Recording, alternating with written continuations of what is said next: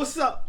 You still don't know how Satan gets in your business? You still don't know how your life is set up and he gets in every single time? I'm about to give you his secret sauce, and it's been here since the beginning. Be right back. First gaze, I forgot my worst days. It was Thursday, felt like my birthday. You was her day. Meet the man from Jersey. Where you from? What's up, guys? Peace and Puzzle here. Hope this piece gives you peace. We're back again to talk about how things are set up. There's a structure to every system. There are two structures to the system, no matter what it is. I don't care if it's a company, family, group of people, or even your life, and even heaven itself. All these things are a structure or is a part of a structure, and every structure has a system. All these things are systematic. Everything is run by a system, which is the proof of a higher intelligence, which is the proof of a creator. You have a circulatory system. The way you get into the circulatory system is through the vein, is through your oxygen. I can get a chemical or something can get into your body through the mouth, which is part of what? The digestive system. You eat, you chew, you dissolve. It goes down your throat, pause. It goes into your stomach. It digests. It distributes whatever nutrients and vitamins or whatever the case may be, and then it goes into the intestine, big intestine, and then it comes out your anal. That's the digestive system. And you know two ways to get into that system: by this way and by the other way.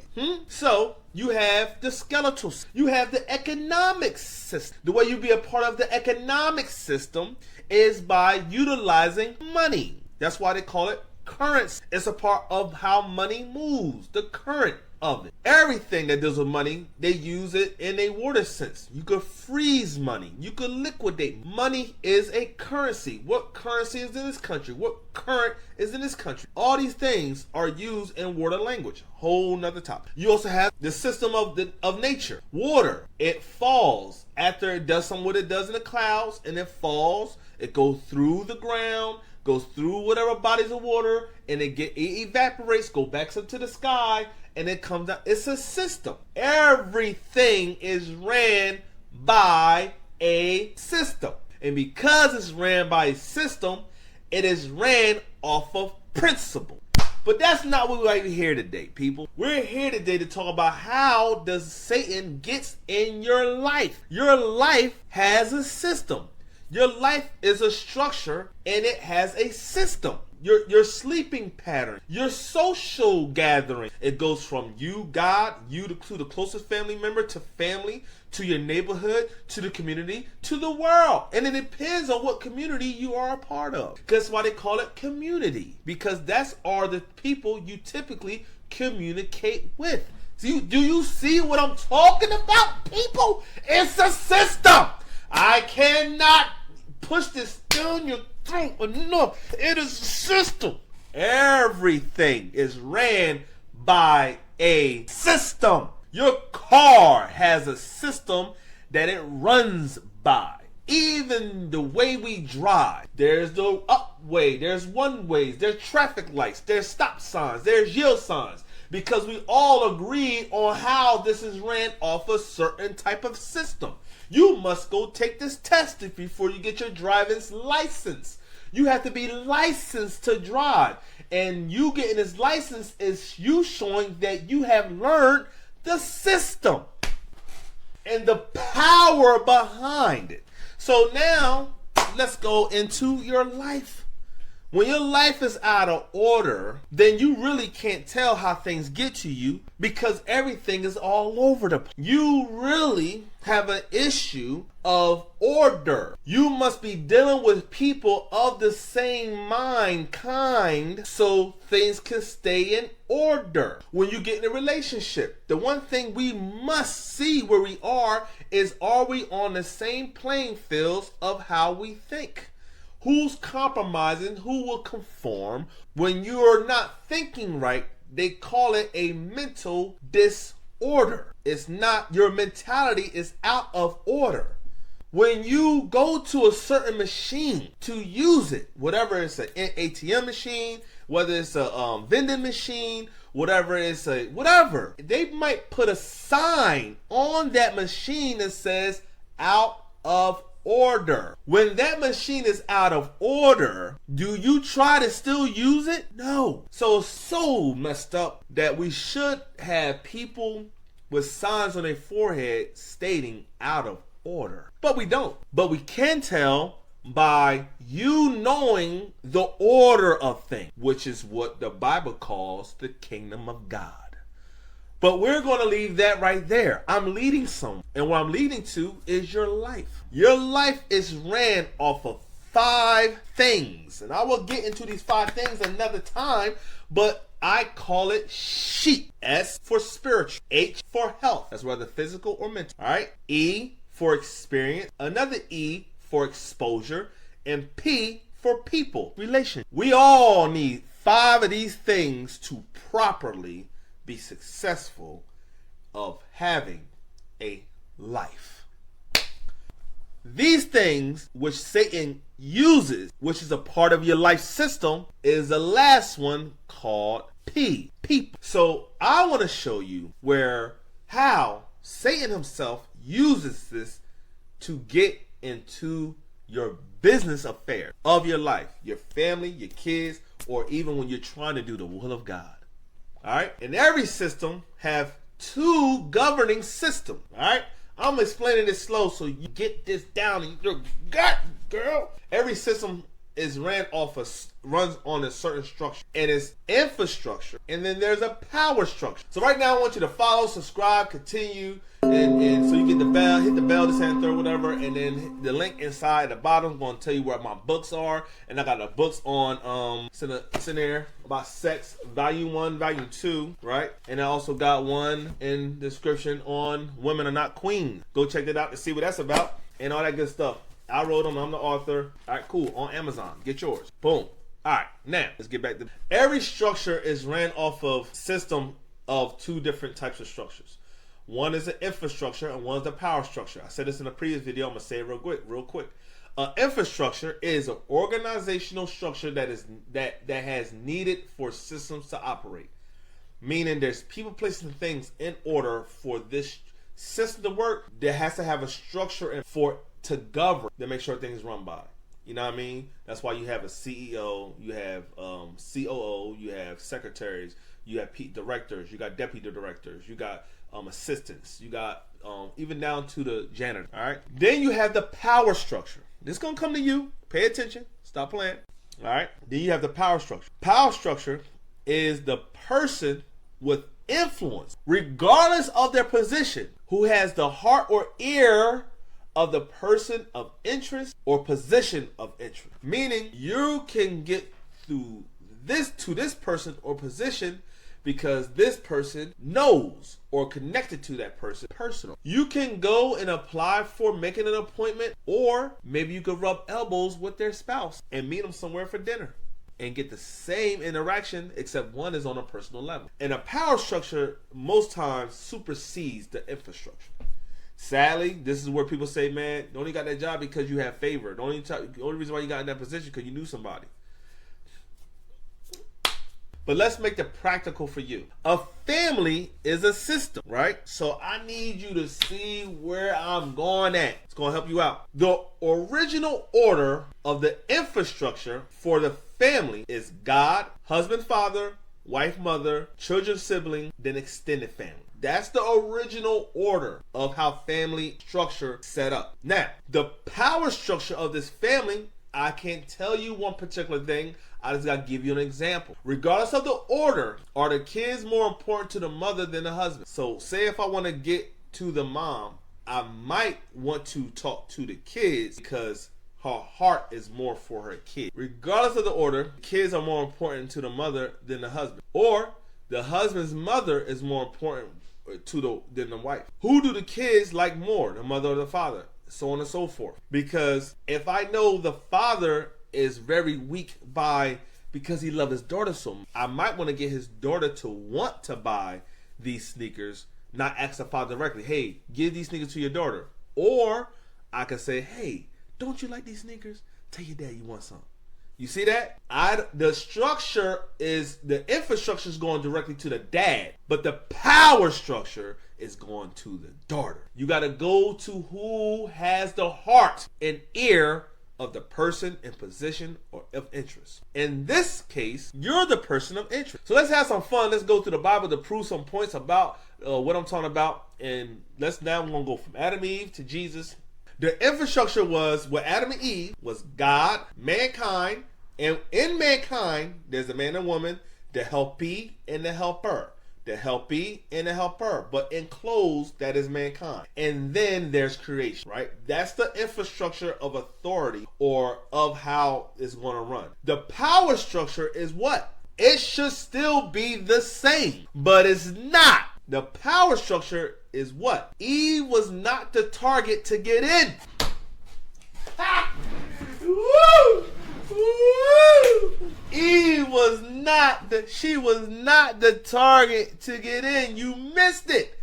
The target to get in was the snake. Ha! What? It was the snake. The snake was under the authority of Adam and Eve. Genesis chapter 3 verse 1. It's about the serpent. The more conniving thing in the whole place. Since Eve was helping Adam, his first move was creation. Because that's how he was going to get to Eve. So Satan's first move was not Eve. The first move was to get into the snake. Then talk to Eve, because Eve was what? A woman. And what is a woman? More detail. Speculation. Let's just say Adam was not so detailed with the creation. Because how women are, we can make a real good assumption that Eve was more attentive to the animals and things and all that good stuff because she's the woman in this, right? So Adam probably didn't deal with the animals intimately. But let's guess who did? Eve. Eve was the influence to the person of interest, which is Adam. And she was the key to the position of interest, which is their being in agreement. So the person of interest the position of interest is the authority over the earth. The people of interest is Adam and Eve. Now, the person of interest is Eve because she can get to Adam and they can get an agreement about something, which is how he got their authority. That's how that happened. He used the power structure. Who has the ear to Adam? You would think God. But if Satan went to God, do you think he would have went to Adam? So no, that's why Satan did not go through the infrastructure. He had to go through the power structure. And what's sad is the power structure should be the same as the infrastructure. But clearly it wasn't. Because what did Adam do? He didn't do what God told him to do. He did what Eve suggested. Now we're here. We want to do another one. Jesus is also called the last Adam.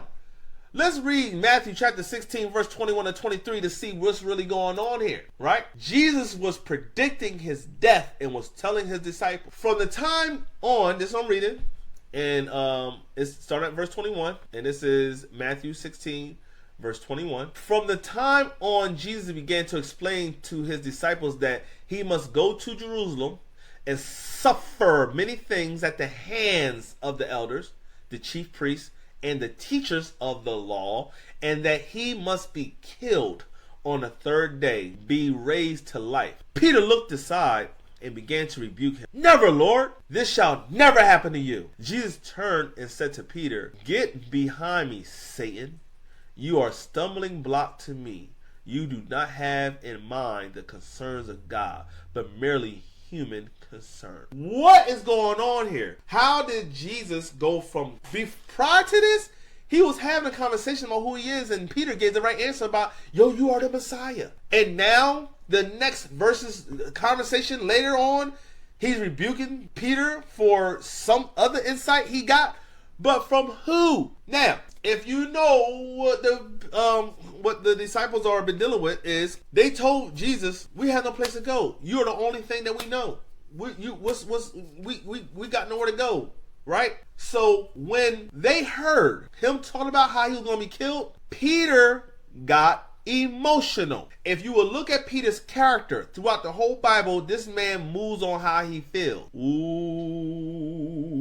Remember we talking about how Satan gets in, and this is Jesus, one of Jesus' disciples. All right. This is one of his disciples. Peter got emotional.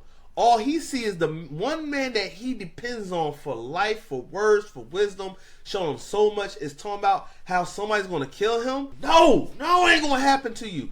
He got emotional. Through the emotions of Peter is how Satan got in. And because this is someone that was close to Jesus, and we know Jesus cared about them, Satan tried to use the power structure again, because just like Adam and Eve, the Bible says that Jesus is the last Adam. Well, who is Eve? We are. Don't Jesus call us his wife? So what did he try to do again? He tried to go through Eve again, and he used Peter's emotion. So y'all rethinking Eve now, because now you're the new Eve. Ooh, woo. Okay, that's not what this is about though. We're going to talk about a whole nother day. We're talking about, how does he get to you? Peter said, never, Lord. This has never happened to you. As a matter of fact, there's another version of this story where Jesus noticed he was away from his disciples. So not only did Peter rebuke Jesus, understand that, son. He rebuked Jesus. Oh, now you teaching me. You teaching the teacher now. That's what's going on. You teaching the teacher now. That's what's going on, Peter. And there's another version that said Jesus noticed the other disciples afar off. So not that only Peter rebuked Jesus, he also was taking him away from his assignment. Ooh. And it wasn't even Peter. Peter got emotional about what Jesus said, and Satan jumped on that wire to use that emotional roller coaster to influence Jesus to do something. Satan might not know what the plan was, but one thing he knew is whatever Jesus want to do, it got something to do getting rid of me. Satan jumped on Peter's life, his words, his emotion. Then Satan had to be somewhere around to hear them talk. Ooh, here we go. And if Peter is now rebuking Jesus, and it's not really Peter, and Peter is talking as though it's his thoughts, and it's not even his thoughts, because we're going to find out where Jesus said. Jesus said, get behind me, Satan. He didn't say get behind me, Peter. He said, get behind me, Satan. He knew who was doing what. He says, you are a stumbling block to me. He says, you do not have in mind the things of God, but the things of man. See, you want man stuff. You don't have no concerns. So why are you so concerned about me going? See, Jesus, he discerned the situation, knew it wasn't Peter, because Peter wouldn't want me to be off my mission. But what's the main person that wants me off my mission? Oh, and he knew it was Satan. Now, how and what does this have to do with you? Huh? You have certain people in your life that are close to you, and that's fine. They got your back. But listen to me, dear child. When you mention what you're going through, whether it be high water, low water, or no water, Satan will jump on their emotions. So let me give you even the more thing. Don't tell people because they don't like your dreams. Or, yeah, people don't like where they are. So when you talk about what you're going through and they feel bad about what they're going through, do not think of them being a hater. But there's another hater that jumps on their emotions to make it seem like they are the hater. They're not the hater. There's a hater beyond what you just saw. That's why the Bible says, do not fight against flesh and blood, but against principalities, against powers, against rulers of darkness and spiritual wicked places. This is why, son. You see it now? So do not let go of people in your life just because they appear to be one way. You just got to learn how to rebuke who's really behind it. You hear me? You got to be more discerning on how things are moving and how people are moving around your life. And this whole time, you broke up that relationship. You broke up, didn't see your cousin for that long. You ain't talked to your sibling for that long. You ain't talked to your mom and dad for that long. You ain't talked to such and such that long. You quit this job because of that situation. You made moves dealing with people, and the whole time it probably wasn't even them, because you didn't know how to rebuke the spirit behind the situation. Satan been playing y'all and demons been playing y'all like a violin. You right here now know, pray to see what you gonna undo what you did, because maybe you ain't deal with it right. And from now on, this is what you're gonna know: your God, know your mission, and know your people. And out of all that, you will understand your enemy. So when things do happen, you can clearly see how to handle. This has been Piece of the Puzzle. And I want to give you more Bible stories of how he does this. And I hope we're going to do with Abraham and Jacob and how his father Esau and all that good stuff. And I hope this piece give you peace. First gaze, I forgot my worst days. It was Thursday, felt like my birthday. You was her day. Meet the man from Jersey. Where you from?